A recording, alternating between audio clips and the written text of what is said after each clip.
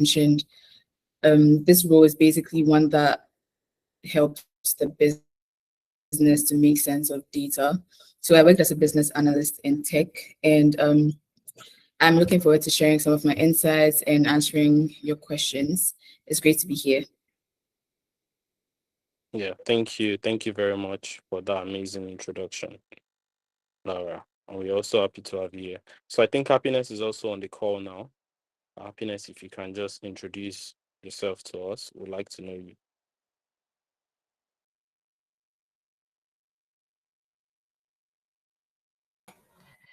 Okay, can you guys hear me now? Yes, yes, we Awesome. can. Okay, awesome. So you know my name already. My name is Happiness. I work with the data department in Bloomberg, and I work as a data analyst with the ESG data team.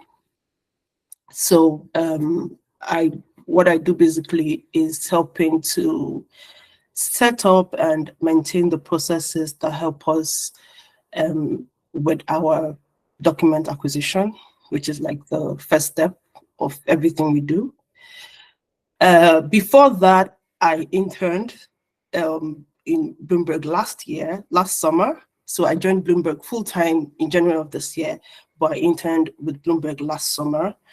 And that internship was part of my master's. So I have a master's in data science. It was like the internship was for the master's, and I finished the master's, and then I joined full-time. And then before that, I had worked in the banking sector for a few years. So that's like the summary of my professional life in brief. Okay. Thank you. Thank you very much for that. Yeah. So, I mean, before we even go ahead to the questions and answer, I like to start with an icebreaker. So, I like to ask this question: can you use 2 words to describe? Because everyone mentioned that they did go through the internship. So, can you use 2 words, just 2 words, to describe your internship experience? Am Anyone can go I first. supposed to go first? Oh, it was fun. It was fun and amazing, actually. I loved it. Okay, that's more than 2 words. Fun and amazing. I did enjoy it, honestly. All right, Lara, you can go next. Okay, I would say insightful and fun, actually. Yeah. How about James? How was the internship like for you in just 2 words? Yeah, I think I would say fun and kind of like challenging. Yeah. We'll touch on that in a short while from now. So the very first question I like to ask is as regards to the interview process. If you can just be explicit in terms of the steps, starting out from like usually, I know usually you have to send in your resume, a cover letter, and whatnot. Maybe you even have to write essay. Can you walk us through the steps that your interview process, the steps from submitting the application up to the point of receiving the offer? Can you walk us through what the steps were? To have some other to it. Happiness, can you go first on this? Okay. Honestly, I can't remember what the application process was like. I know that Bloomberg does not ask for cover letters. That's the one I'm very sure of. And I know that there were a few places where probably you had to write like, a few things. But yeah, after you submit, after the application, they would send you a link for a psychometric test. The psychometric test is like part of, like, your application is not complete until you do the psychometric test. I know, like, those normal stuff, strongly agree, disagree, rank things 1 to 3, stuff like that. Then after that is a video interview, which maybe 5, 6 questions. You record your answer, like normal video interview stuff. You record your answer and stuff. After that is the assessment center. The assessment center, there were three. There's a test, there's an interview, and there's a, what did they call it? Process reengineering task. So the test is like simple Python, statistics, SQL, things like that. Objectives, the interviews, like it was a behavioral interview, like maybe 45 minutes. I talked a lot that day. Then there's the process reengineering task, where they'll give you a task and ask you to make it more efficient. Well, blah. And then after that, for full-time recruits, there's a step before the manager's interview, but for internships, like from the assessment center, you go to the manager's interview, and that would be an interview with like two managers in the department, of course, and that was more like a motivational interview kind of thing, like, why do you want to work here, blah blah blah, blah, and walking through your CV and your skills and experience and all of that. Yeah, so psychometric test, psychometric test, video interview, assessment center, manager interview, like 4 steps, All right, thank you very much for that. James, can you go next? Yeah, okay. So basically, I think the application is pretty straightforward after like the whole resume part, whereby you kind of like go through a couple of questions, essays, probably in particular word limits.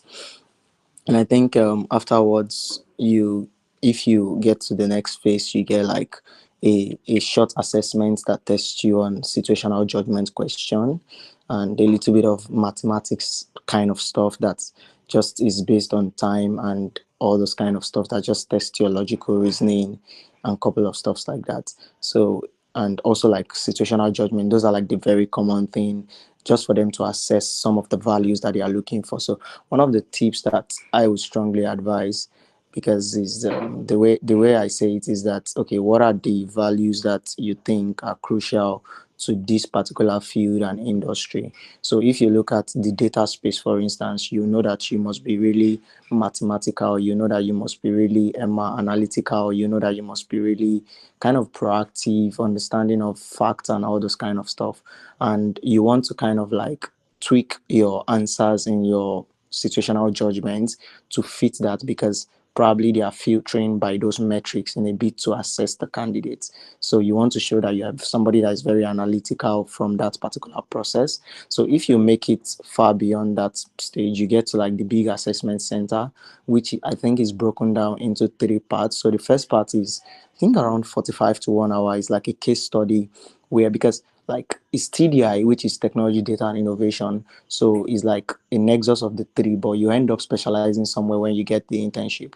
Either if you are in tech, you want to specialize in software, data, probably any data related field, or AI. If you're in innovation, people that are really fascinated by product programs and UX and cloud and all this kind of stuff. So, but like central to like the data people, one of the things was that we wanted to build, like the case study was geared towards like building an application for a particular age group, and how are you going to like manage data migration of the younger people on that particular application base to the larger space when the application eventually blooms.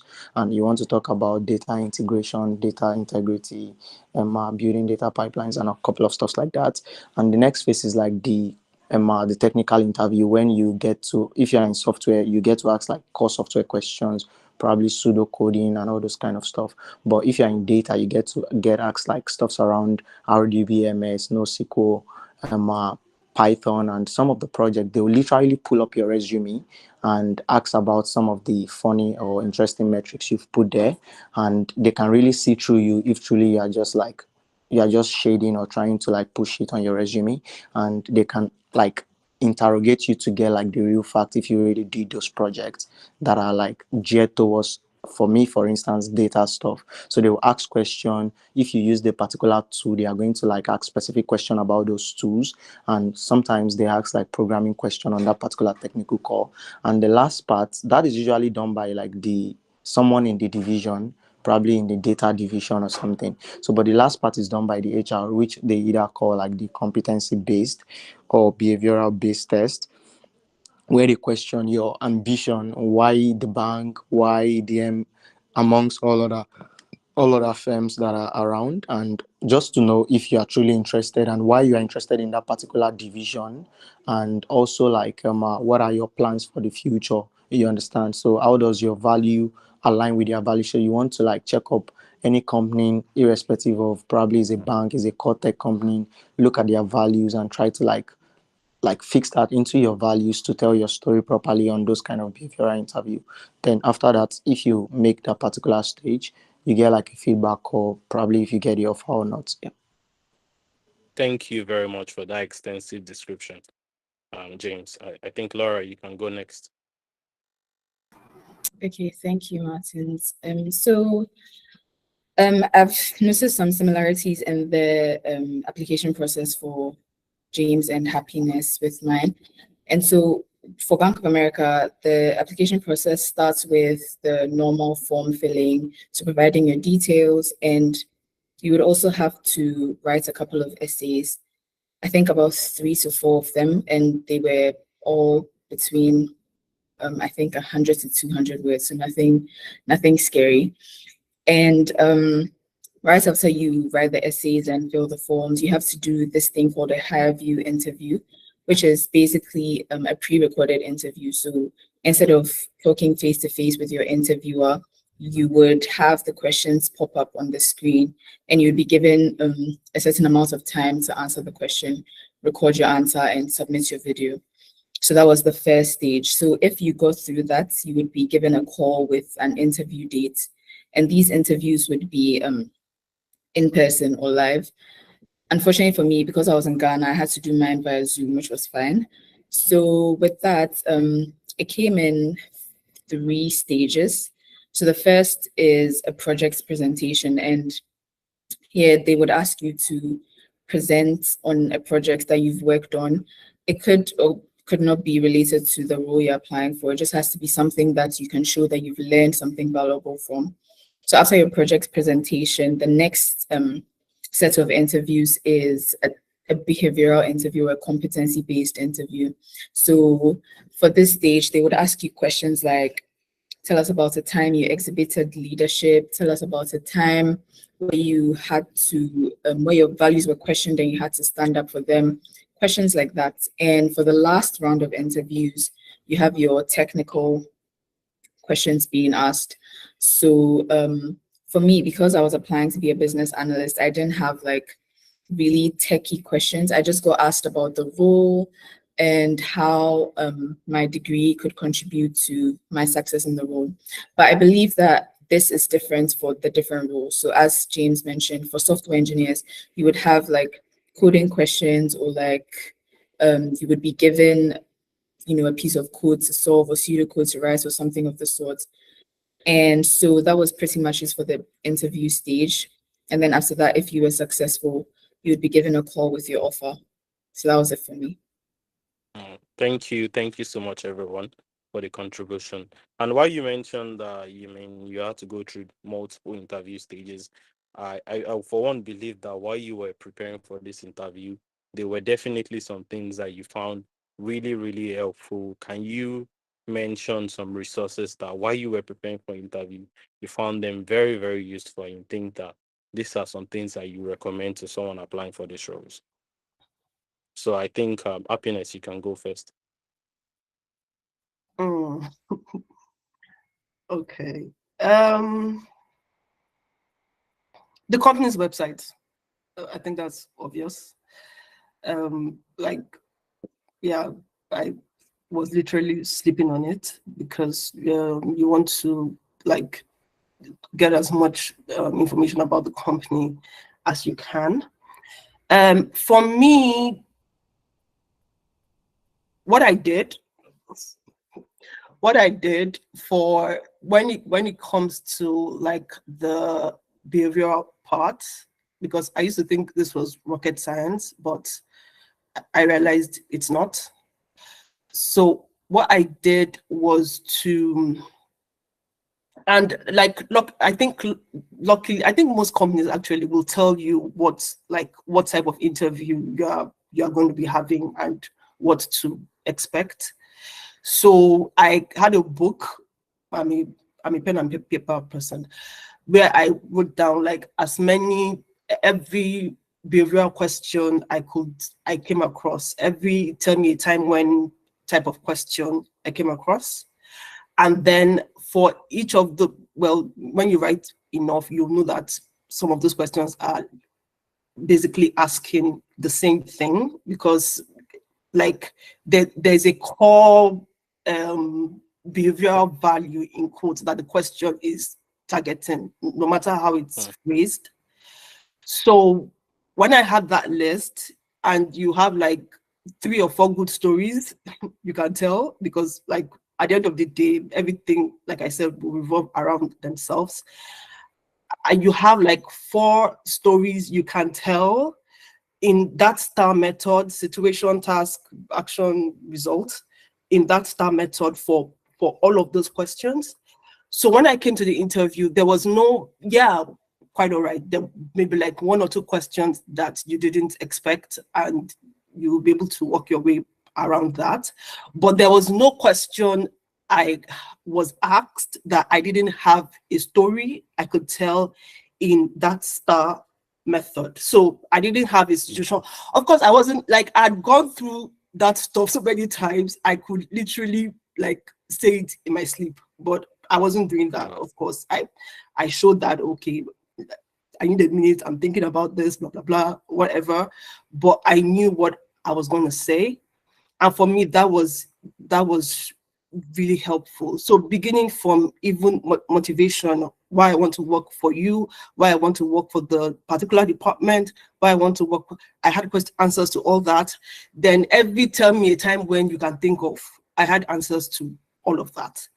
There were, yeah, 1 or 2 questions, like I said, that I didn't prepare or think of, but like you think of something. But for every other thing, I had something to say, and I would really say that was probably like one of the most helpful things for me, really. All right. Thank you.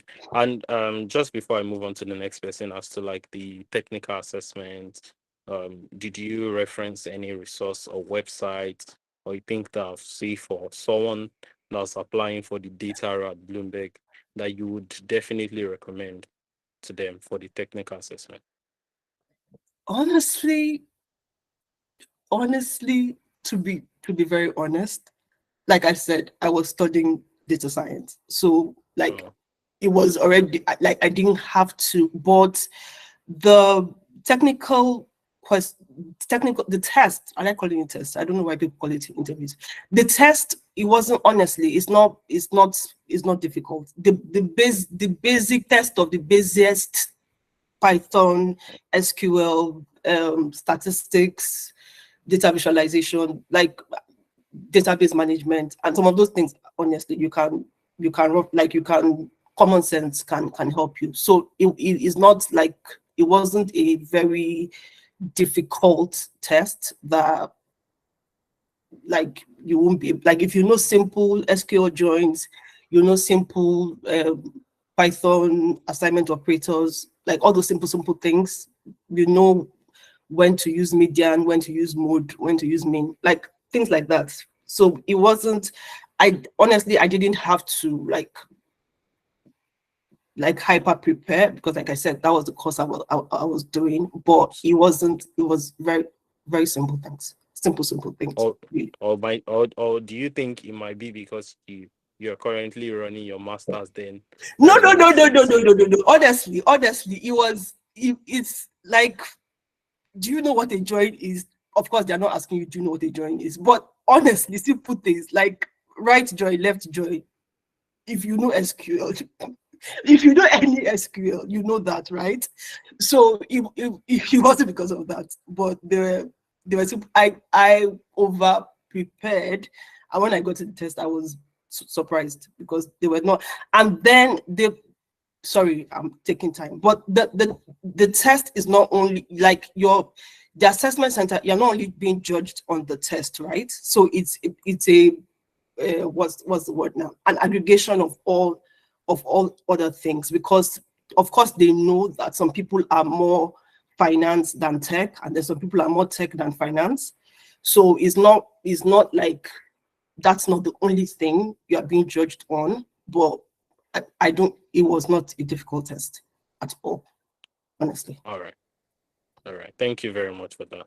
Lara, can you just share your main resources and things that you think were really helpful for you while preparing for the interview? Sure, no problem. So to answer the first part of the question about resources that helped me prepare for the interview, I agree with Happiness when she said you have to sleep on the company website because in addition to all the skills and the knowledge that you bring on board, they really want to see your interest in the company. They want to know that you want to work with the company. And one way to show that is by learning about the company, by taking the time to go on the website to read about their missions, their goals, some of the things they've done in the past, read about some of the employees there, just show interest in the company, and you can get all this information on the company's website. Another website that helped me a lot is Glassdoor. And so basically, I just went on Glassdoor to find sample interview questions. And on Glassdoor as well, people tend to share, their interview experiences, share some of the questions they were asked. And I think one thing to note is that no two interviews are the same. And so you have to prepare a lot. You have to go through a lot of questions. You have to prepare a lot of sample answers. And Glassdoor is a really good website for that because it gives you like a vast range of interview questions, possible interview questions to review. And additionally, just like watching YouTube videos about interviews, how to comport yourself during interviews, because I tend to not like interviews, they're really daunting for me. And so just watching videos on how to carry yourself about, how to maintain composure, all those things helped. And secondly, to answer the part about the technical resources, I don't think I can say much on that because my technical interview wasn't that technical. As I mentioned earlier, I was basically just asked what I know about the role and how my computer science degree can help me succeed in the role. So hopefully James can shed some more light on that, if that's okay.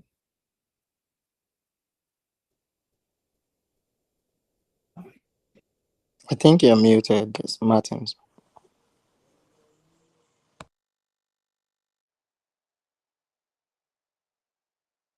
So can you hear me? Yeah, great. Yes. So I said I think maybe James Yeah. has some different experience. So James, can you share some resources or some things that you think were really, really helpful for you going into the interview? Yeah, I think Happiness and Laura said it all. So, but like, what I would say, like, just from the back point of things, is one of the things that these recruiters will say is hire for attitude and train for competence. There is, I eventually figured out that like there's a reason why the application is for students, whether you're a master's, undergrad. Yeah, they are not looking for a very sophisticated knowledge of programming stuffs and all that. So, but like one of the things I would say is talk to as much people as possible that has journeyed through that path before. I think that's really, really helpful. Like put 30 minutes on people's calendar, reach out to people on LinkedIn that has been beneficiary of that opportunity before. I think that kind of like work with me more because I had my previous internship in Bank of America. So I've gone through like a process of like reading a couple of stuff. So like it's not much of a problem for me to pitch myself or sell myself on an interview, but I really want to get a feel of somebody's experience so that it makes me kind of like feel more comfortable in this new organization as well. So I think talking to people that has that similar experience or gone through that interview process would really help you. So, but when it comes to like resources, I think just as Laura said, like just I don't know, Bing YouTube or something, like just look on YouTube and try to like ask like some prompt around behavioral interviews, like try to ask some question around some of the technical interviews. Like they're just basic SQL, right? But like I think one of my question was around statement types in SQL, and like it was simple because it's just DML, DCL, DQL, data query language, data manipulation language, data control language, and data transaction language. But that's really fundamental. But if you look at most SQL courses today, you won't find that as like a big deal because they just want to jump into writing select star blah blah blah and all those kind of stuff. So but like understanding, like not just understanding the programming language, understanding why you are using the programming language and what makes it stand out, you understand. Especially like I think for me, I had like the technical project was really around, oh, I think on my previous internships in the companies I've worked for, they were like, okay, you said you did this, that led to this, that.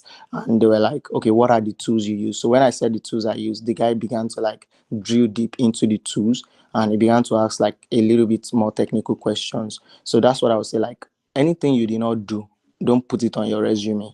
So make Yeah. sure you did it. Make sure if you are using, people will tell you use metrics, use all this kind of stuff. Don't use metrics that you did not do. Don't use metrics that you cannot defend. And it was like after I was able to explain some of those metrics on my resume, it was like, okay, I see that you really did this project. You understand? You played a crucial part in this project that is highlighted on your resume. And because from the technical, these people have like, there are people that have like experience on the job. They know more than you understand what I'm saying? So when they ask questions, they can easily see through you as a way.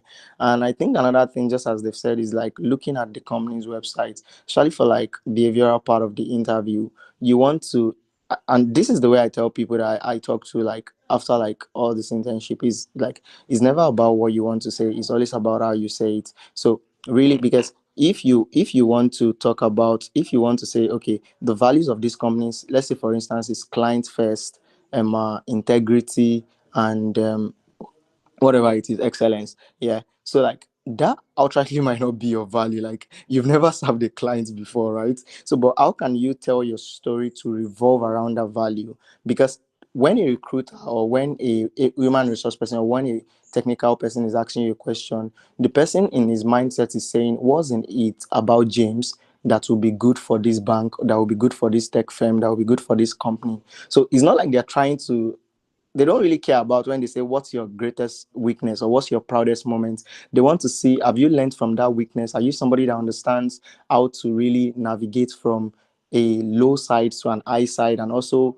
being adaptive to situation and picking learning points from those situations? And that thing I think is resourceful is like, as Happiness has said, is basically using the STAR approach, the situation, task, action, and result. You can have a very interesting story, but if you don't know how to tell them, it ends up becoming nonsense to them. So like don't trivialize the areas of preparing. Write them down, but I would strongly recommend, just as Happy has said, like don't cram them. Yeah. So the moment you start writing, if you answer 50 questions, you become better. So like everything is already in your hands. So when they ask the question, you come across as somebody that is confident and not as somebody that is reading a script. You understand what I'm saying? So like write Yeah. those things down, practice them as much as possible. It's your story. You're not trying to cook up a story. It's what you did on a job, is what you have experienced somewhere. So like just tell it like you are talking about you went for an excursion or something. You understand what I'm saying? Just like the way you be enthusiastic about talking about you going for a party, going for an excursion, going for an event.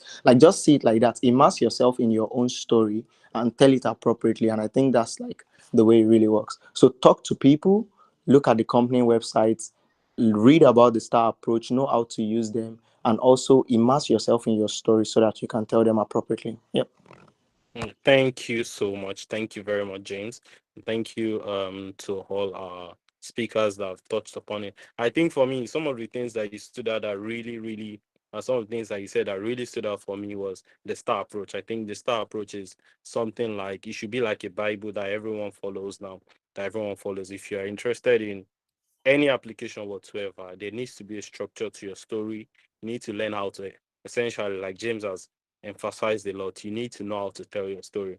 And also the company website, it cannot be underemphasized. You have to know about this company. The company has to see beyond your interest in just applying, but they want to see that, are you someone that is a good fit? James mentioned something that really stood out for me. It was like they hire for attitude and they train for competence, which is very, very important because usually you do not know everything. You do not know everything. You do not know everything. And when they hire you, they just want to see that from a attitude point of view, from your experience, are you someone that would thrive in this kind of firm? And also, yeah, make sure you pay attention to website. Everyone has said that. And the final thing is don't lie in your resume. Don't say things that you cannot defend. Ensure that whatever Not you're putting on BS. your resume, don't lie. Don't lie. Whatever it is, don't lie in your resume. I'll say thank you very much to the speakers. So I'm just going to just ask this question to the speakers. I would like if Lara can go first. So what were some questions like around the interview? I mean, it's been a while, but what were some common questions that, oh, I remember this question from this stage of the interview. I remember this question from this stage of the interview. If you can go first, Lara, I appreciate that. Sure, no problem. I'm really trying to remember, but during the competency-based interviews, I remember I was asked about leadership. And so I was asked to recount a time when I demonstrated leadership and, basically just tell a story about it. And in my response to that, I spoke about something completely unrelated to school or the job. It was just a personal experience of mine that showed that I had expertise in leadership. Additionally, I was asked about, so in my Have You, I remember being asked about a time when I demonstrated integrity. So that was another question that I was asked. And again, during my project's presentation, I remember the interviewer asked me what I would have done differently if I was to start the project all over again. Again, he asked some of the important lessons I had gained from doing the project and how I could apply them in other situations. And I think the last thing that I can say I remember during the behavioral interview was a question about dealing with conflicts. So essentially, how do you deal with conflict? How do you handle conflicts? How do you resolve conflicts?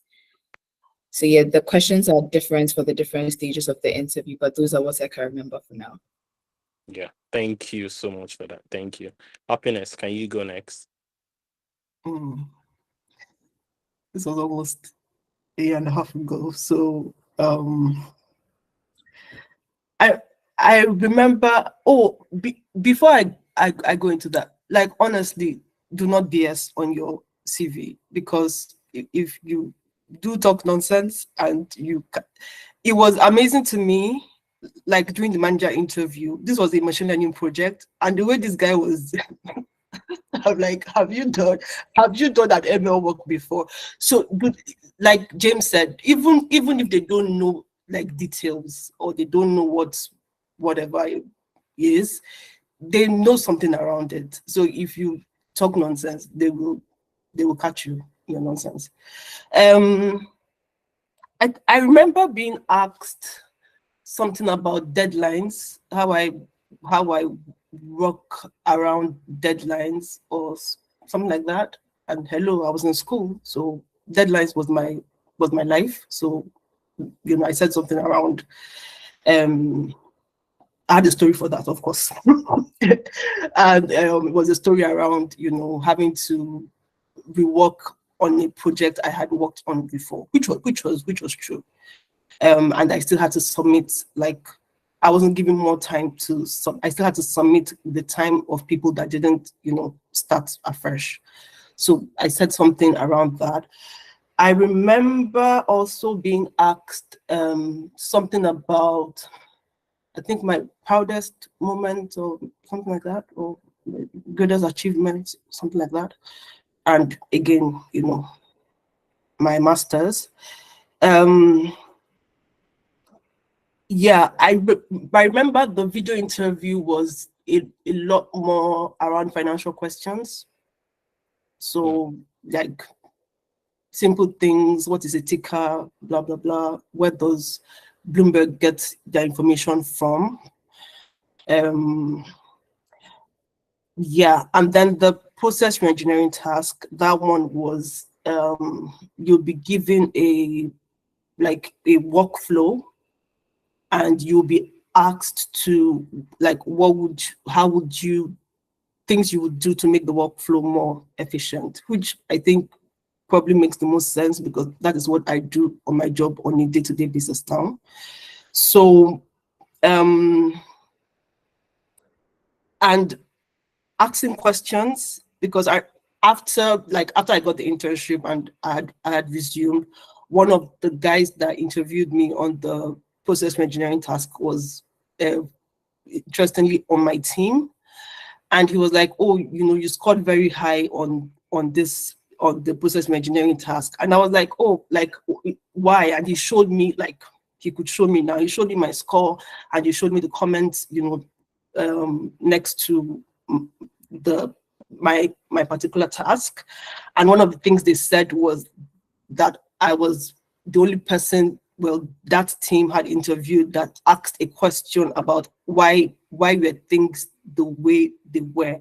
So why something about we're getting 85% of something, and I said, okay, why are we getting 85%? Why are we not getting 100%? And they were like, oh, they put that there expecting that people were going to ask about that. And that's interestingly, nobody asked why we were doing this.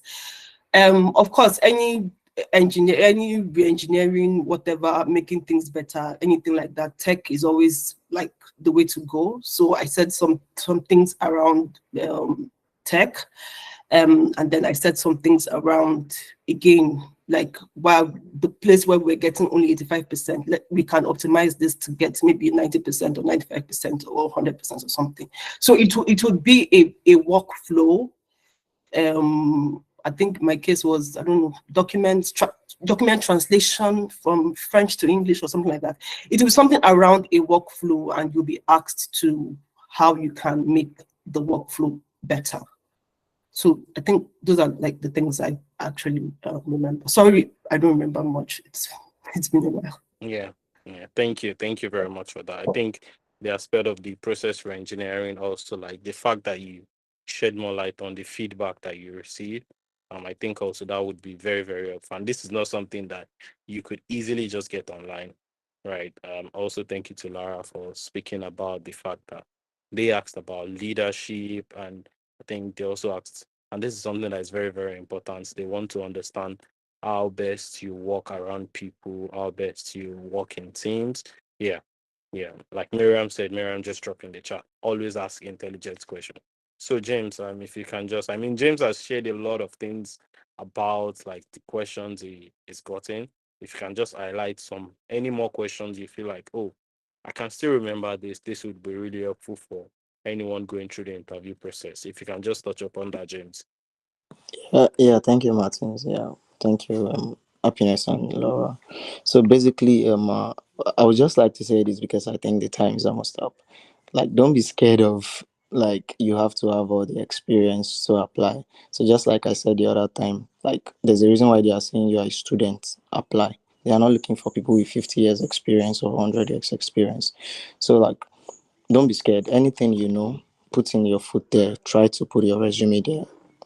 Fortunately for you, if you get picked, try to study as much as possible, ask people questions. So, but for like the question I remember, I can't really remember much from like the form filling and the tests that are like the logical test, situational judgment, and a little bit of mathematics there.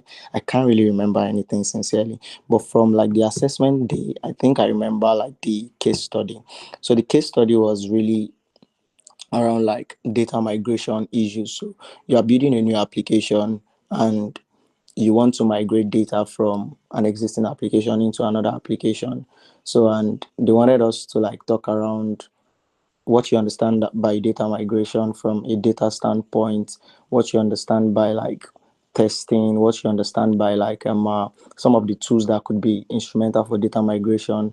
And one of the things that helped was like researching about the company. So DB has like a long partnership with Google Cloud for like 10 years, which is something really big, whereby they are building one of the most interesting artificial intelligence product in the financial service industry. So like that was something to look upon, like how can cloud technologies help to like aid those data migration process in a bit to like probably talking about cron jobs, talking about like like orchestrators and pipes and a couple of stuffs like that. That was like I felt like that made me stood out in the interview from like a data migration perspective of things, like putting cloud into some of the things I said, as opposed to like conventional method of doing things, and kind of like citing that to the partnership that they had with Google Cloud. So that was one. And I think on the like if you are into data, there are some basic tools, like I think Happiness has touched base on some of them, which is Python, SQL.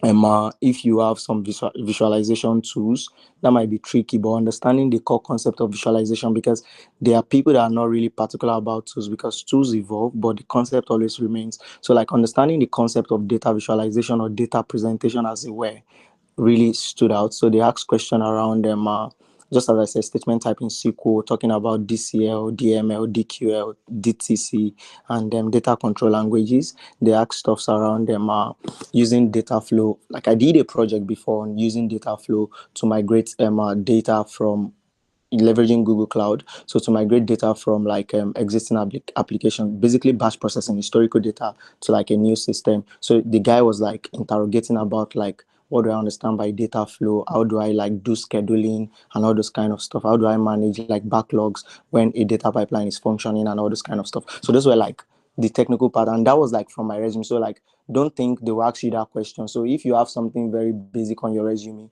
that might be something that will interest them, and they'll just dive deep into that and ask. But you don't want to get it wrong with your Python. You don't want to get it wrong with your SQL. You don't want to get it wrong with your like visualization tools and your cloud technology, such as probably if the company is using Microsoft, if the company is using Google, if the company is using AWS. So just know those basic surface stuff and have the ability to like prove to them that you have like that inclination to like present what you know.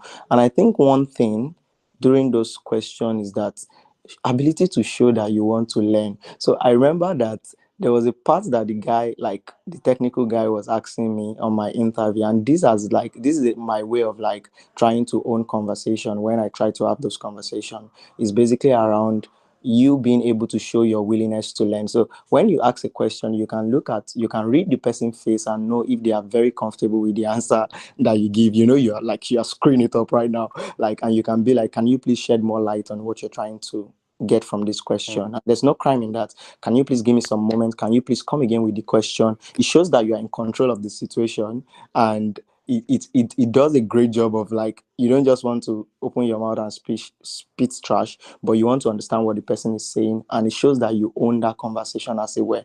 So you can manage a conversation and push it to the direction you want, where your strength really lies. You understand what I'm saying? So, but you have to be able to manage the conversation, read the face of the person. Is this person satisfied with what I'm saying? If they are not satisfied, ask them question. What are you looking for from this question? And they are always open to like answering and shedding more light. Then you can also like add some stuffs to it, and you'll be good.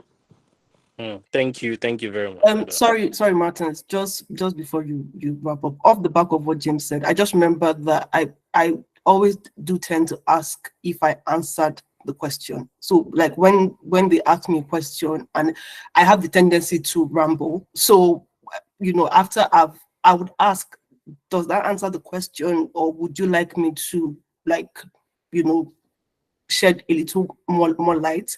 And if I've answered the question, they'll tell me, oh, yes, you've answered the question. If I haven't answered the question, they'll usually tell me, oh, yeah, but around maybe XYZ thing, could you just explain that a bit further? So just to make sure that, yeah, what you're saying is actually, you've not been talking off point, and think that's like, you're good. Thank you very much for that, Happiness, for essentially corroborating what James has said. I think we're running late on time and would like to move into the question and answer. But just out of curiosity, before we move into the question and answer, if everyone, the speakers this time around, if they could take just 1 minute each to just summarize what was your internship project like. Usually if you do an internship, you have to do a project. I know that usually you don't, as an intern, you don't have to do everything that the team does, but you would have dedicated projects that you have to do during your internship. You can just take 1 minute of your time to just, share with us your internship projects that you carried out during your internship. Yeah, I think Happiness can go first. When you said project, I smiled because I really, really, really loved my project. So the project was around making the teams. Yeah, so you don't get well in Bloomberg, you don't get to work on what the team itself is doing because hello. Yeah, but my project was around helping the team manage their workflows. So it was a machine learning project to predict the amount of time it was going to take for somebody on the team to complete a task, because the way the team is a more of a task-based team, if I can put it that way. But the thing is that there's no, like, somebody can pick up a task and it takes the person 1 hour. Another person can pick up another task and it will take the person 15 minutes, because it depends on the size. The size of the task will depend on the size of the company. So if it's a big company, it's more likely going to be a big task. If it's a small company, it's more likely going to be a small task. But then the team had a goal of 6 tasks per person per day. So I could have done 6 tasks that are all 15 minutes tasks, and you could have done 6 tasks that are all 1 hour tasks, but they count as 6 tasks per person, if that makes sense. So the project was to help sort of like fine-tune that, so that at the end of the day, like the process, the sharing of tasks was fairer. So that at the end of the day, your 6 tasks and my 6 tasks would spend like around the same amount of time on it. So the first step was to predict how long it would take, to perform a task based on the size of the company, and then based on that, like, sort of create a better process of sharing tasks more equitably, amongst the members of the team. Yeah, that was my project, and I loved it. I loved it. Thank you very much for that. Laura, can you walk us through your internship projects, or projects actually, because people do sometimes do more than one? Yeah, you're right about that. However, I was tasked with one main project, and the others were more like sub-projects that I was helping other members of my team with. So my main project, which is what I'm going to talk about, comprised of essentially adding a new feature to an existing workflow. So let's say the company or the team had this system for processing payments. This is just an example. For processing payments, they wanted to add maybe, let's say, Apple Pay to their features. And so my task was to document requirements, test the product after it was developed, and then, deliver the final project to the users, basically. So my projects involved a lot of talking, a lot of teamwork, a lot of collaboration, because I wasn't doing any of the actual programming, but I was kind of the middleman between the users and the developers. And so it was a lot of back and forth between myself and the developers, myself and the users, to be able to get the actual requirements for the product, communicate it to the developers, come back, get things done, and then communicate the results to the users, and then go back with any questions that they might have. And so that was basically it for my main project. So as I mentioned, I had to do requirements. It was a lot of documentation, a lot of writing, a lot of reading, a lot of discussions, and so on. But one thing I would like to say here is that they don't expect you to know much, because going into the bank, as a computer science student, I had barely any knowledge of like financial stuff, the way the bank works, what the team does. I was lost. I kid you not. During the first few weeks of my internship, I even began to question um my own brain, because there was so much I didn't know. There was so much that I felt that I was not able to contribute to the team. But the good thing with these internships is that they know and understand that you're a student. And the fact that you've taken the initiative to apply for this internship shows that you're willing to learn. And so as long as you make yourself teachable, you make yourself available to learn, and you take the initiative to do some self-learning, you will be fine, trust me. Because for these companies, once you come in, they know that you're here to learn, to be able to help you with your projects and other projects that you might work on outside of the internship. So everyone in the team is nice and willing to help. So don't be afraid to ask questions, be proactive, do your own learning, and reach out to people whenever you need anything, because that's what they're there for. Thanks. Thank you very much for that. James? Yeah, great projects, guys. So I had two projects. So the first one was a group project. The second one was my Dex project. So the group project, I was just like high level overview because yeah, it was quite interesting that I could go a day talking about it.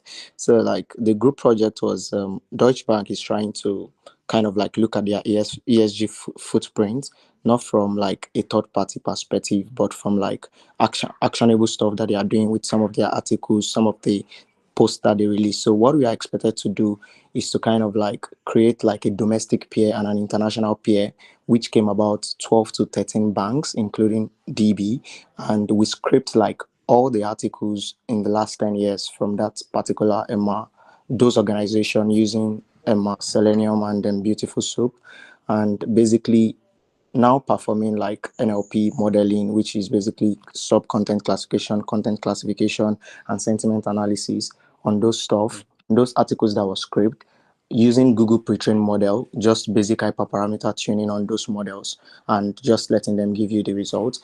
And then you use Flask RESTful API and Plotly Dash to create the fonts view, and also to like probably get, put, post, and all those kind of stuff from like the DB, which is basically also on on Google Cloud. So it was like a full stack project. So you had like your backend comprises of your scrapers, which is using like Selenium and Beautiful Soup to scrape the articles, and you have like you have the middleware, which is basically like your DB, and you also have like your models running, which is basically like your Google NLP models, which are like content classifier. We use the Pathway 2.0, which was just recently launched by Google, which was very interesting to me.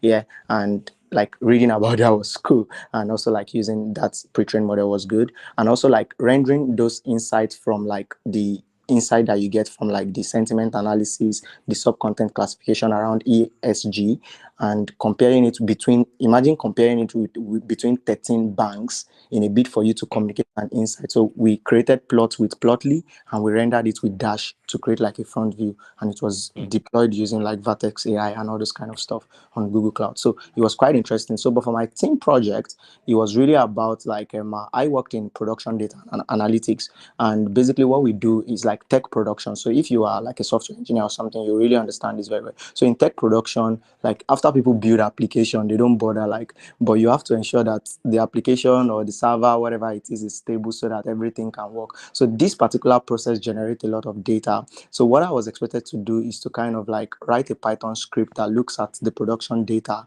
pass them into XML file, and kind of like help to understand the latency of the data so that the stakeholders can know if they are making decision on stability or on like reducing toil for people that are like deploying applications in production, if they are like making the right decision with the like they are confident about the data that they are using to make decisions. So what my Python script does, okay, it looks at the production data, pass them as XML, look for like materialized views in those XMLs, which are basically like SQL script that are within those XML files. And it kind of like lets you know that, okay, a particular data actually, you've actually run the data is refreshed today, but the data you have there is not reliable enough. Basically, the data is like 2 days lagging behind. The full data is like supposed to come in is like probably 3 million entries. You're having like 2.5 million entries, and it tells you like the percentage confidence of each of those production data, so that you as a stakeholder coming there to probably do something around change and transformation can know that this data is not reliable. So there was a Python script running that does that. Is being scheduled, and that was like the highlight for me, that my work is in production. Even like my name assigned to that, that's what I did during my internship, and it's really cool. So it was basically around using Python and like also rendering that in a front view, whereby people just go in there, look at, okay, what they want to check today. Okay, how is this particular application performing in production, the data that is fetching from, how reliable it is, and it gives you some particular like percentage of confidence around the data that you are pulling from, and also the latency of the data, whether it's up to date or not. So that was pretty much like it. Yeah. Very, very exciting projects from everyone. Very, very nice. It's really, really nice. Like one thing I heard from Happiness and James, I was hearing machine learning. James mentioned NLP. I heard machine learning from Happiness. From Laura, I heard about documentation, I heard about having discussions. And one thing is usually is you essentially learn a lot during the internship. So I think one thing is that it's not, I think James can also agree with me on this. It's not that you go in there and you understand all of these things ahead and you already know how exactly to work. I mean, on the internship, you're going to really, really learn a lot, and usually it's steep learning curve for most people. I think we are really, really behind schedule now. So I think we'll just go straight into the Q&As, and I'm going to pass on to Adedoyin to undo the Q&A. So if you have questions, you can raise up your hand. Just raise up your hand virtually, of course. So Adedoyin would then coordinate the Q&A. Okay, thank you, Martins. According to what Martin said, if you have any question, please raise up your hand so we can take it one after the other. And you can also drop it in the comments if you are too shy to talk. So, but now we're going to go with sorry, 1 second. We're going to go with Adejoke. So Adejoke, you can unmute your mic.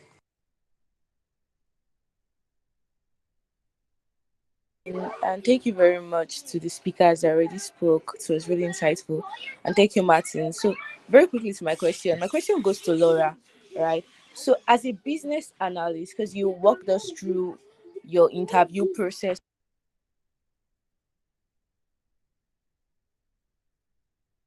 Okay, so you walked us through your interview process, Laura. So, I was going to ask that, what was your day like as a business analyst at Bloomberg? Like, what was your day like? Because I know that it's not going to be as technical as someone working in data or other tech parts. But what was your day like as a business analyst? Yeah. Okay, thank you, Adejoke, for your question. And this is actually a very interesting question because no 2 days were the same as a business analyst. So on a typical day in the office, I would work on some documentation, and it was mostly meetings. So meetings with users, meetings with the developers, meetings with my team. And in addition to that, as an intern, you have to network with people in the bank. You have to set up time with some of the employees to find out about their time in the bank and gain any insights that they have for you from them. So no 2 days were the same. But it was interesting because you were always learning something. You were always, finding yourself doing something new with the team. And for me, my team was very, very engaging. So they would like send me videos to watch, send me articles to read. But in a nutshell, I would say that typically a day as a business analyst involves a lot of meetings. So if you don't like talking to people, you have to work on that because it involves a lot of meetings. You're going to have to talk to a lot of people, a lot of documentation. So in order to have that process be easier for you, you have to be organized as well. So yeah, that's basically it for me. I hope that helped. Thank you, Laura. Thank you very much for that, Laura. We'll move to one of the questions in the chat. Someone asked another question for Laura. He said he recently applied to Bank of America Global Quantitative Management Program, and after his video interview, he received an email to upload certain document, then got another email where he was asked to click a link after the interview. Laura, do you have any addition that you'd like to give this person or advice in any way?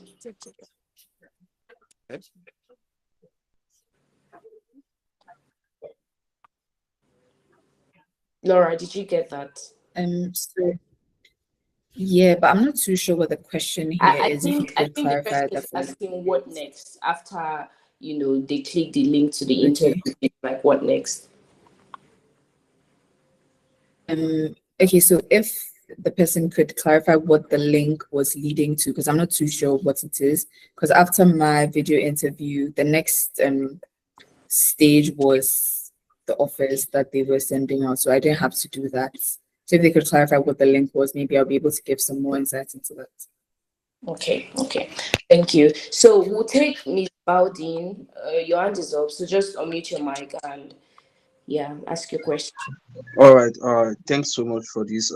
I'd like to ask quick one. So, for someone, does class of grade matters when applying for this internship? And like probably like former experiences like volunteering and other internships, does also is it also is it also necessary to add them in your, what do you call it, in your resume when applying for internships? And what are the skills required? I think that's my question. Thank you. Okay. Who wants to take this question? Any one of you can take it. So Okay, I think I'll start, and then if there's sorry, Okay. James. no worries, no worries. You can have a go at it. Okay, sure. So yes, your academic standing matters, because before you can even go ahead with the application, when you look on the website at the requirements for the position, you would see the specific grade that they require you to be at, or the specific GPA. So yes, your academic standing matters. And additionally, yes, very much yes, all the other things that you've done outside of school also matter a lot, because they don't only want to see what you can bring to bear in terms of your academic or your technical knowledge. They want to see that you are a well-rounded individual. So if you've done projects outside of school, if you've done projects outside of work, you should definitely include them on your resume and find ways to talk about them, or find ways to incorporate them into your interview and your essays, because they want to see that you can take any situation or any project and learn something from it, or gain like a valuable skill from it. So yes, if you have any of those, please be sure to include them in your application process, because they'll really help you. All right, thank you very much for that. Thank you, Laura, for that. Because we are running, fast on time, I'm just going to move to the next question that somebody asked from YouTube.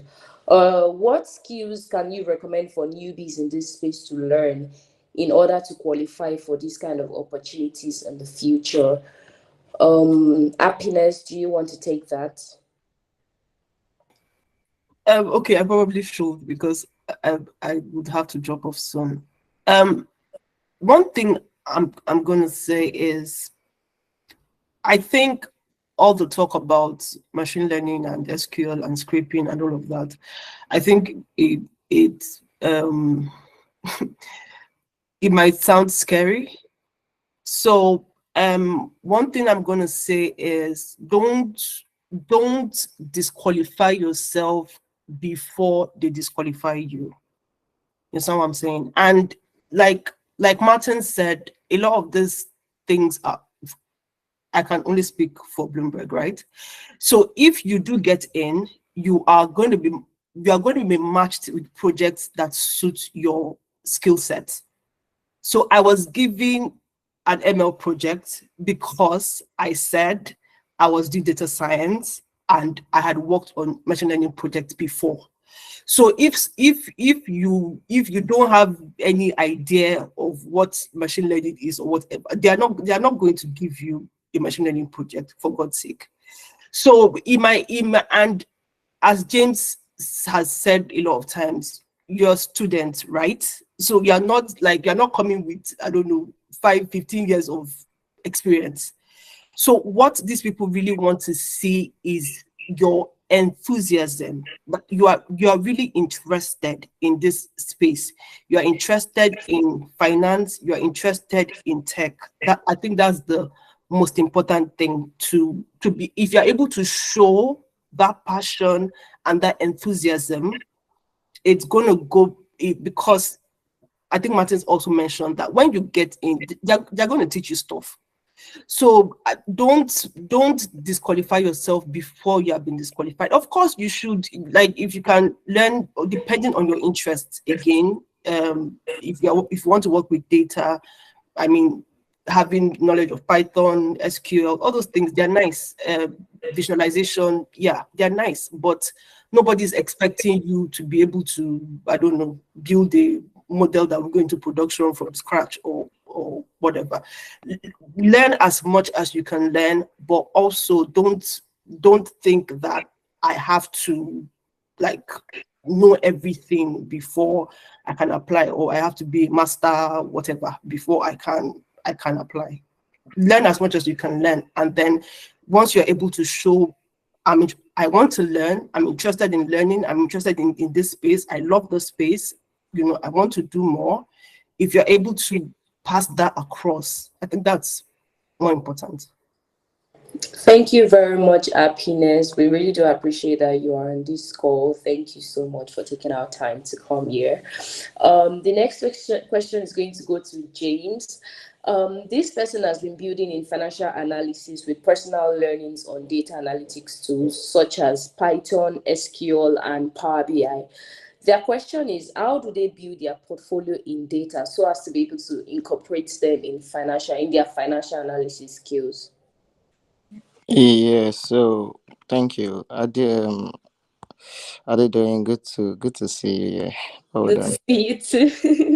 Yeah, so apparently, like, eh, I don't know, like, so the thing around portfolio building is what message, what is all about storytelling as well. What do I want people to see on my portfolio, or what perception do I want them to get from my portfolio? Probably around my competencies, around the tools I can use, around the uniqueness of the project I've worked on.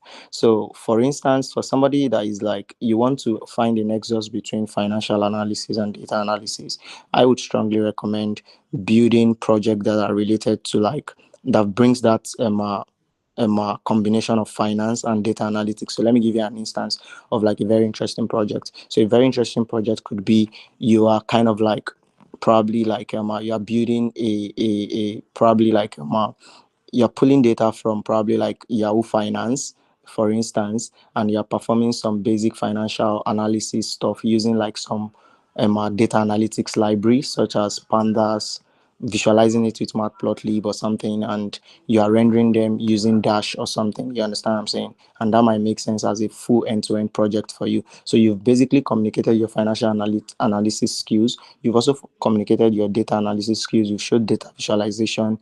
You've showed your data scraping knowledge from that place. So that kind of project gives you like an understanding. So another thing I would say is like, what do you want to do? As much as I strongly advise that we should be a sponge as young people to try different things out in a bit to eventually find out what we love, I would strongly recommend. So are you planning to go into quantitative finance? Quantitative finance is richly deep in kind of like finding that intersection between finance and data analytics, or quantitative research as it were. So that gives you can do stuff on arbitrage modeling, you can do stuff on couple of other deep stuff on financial engineering and all that. So you can meet Martins. Martins is currently fascinated with financial engineering. He's been doing a couple of interesting stuff in that area. He could recommend courses for you also to like take a deep dive on, and should be good. Yep. For a portfolio. Awesome. Thank you very much, James, for that. Thank you. I think we can just, Take one. call it maybe not one, maybe let's just round up now, because this is 14 minutes past 6. Okay. So yeah, thank you very much, Adeyemi, for hosting the Q&A. And I just wanted to say very, very big thank you to the speakers.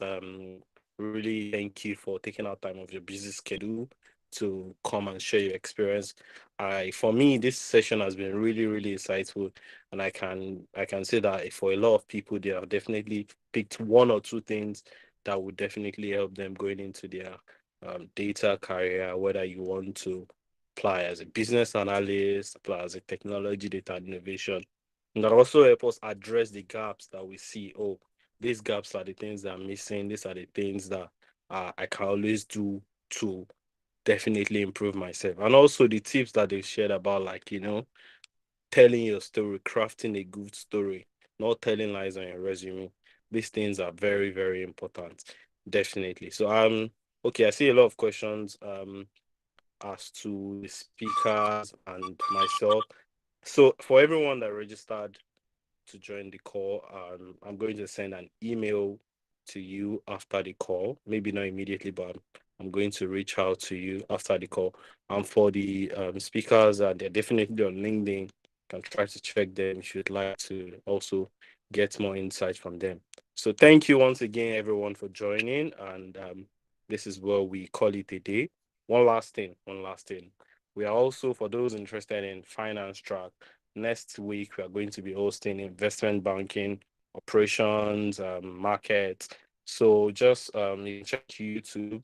The name is Martins Ajaka. You just check YouTube. You can subscribe ahead so you can get notified when these other sessions are coming up. You can also check on LinkedIn. We'll be dropping a post today so you can register ahead for the coming session. All right. Thank you very much, everyone, and do have a lovely evening. Okay, guys. Yeah, Laura, it was great talking here. So thank you very much, Martins, for the invite also. Take care, guys. Thank you.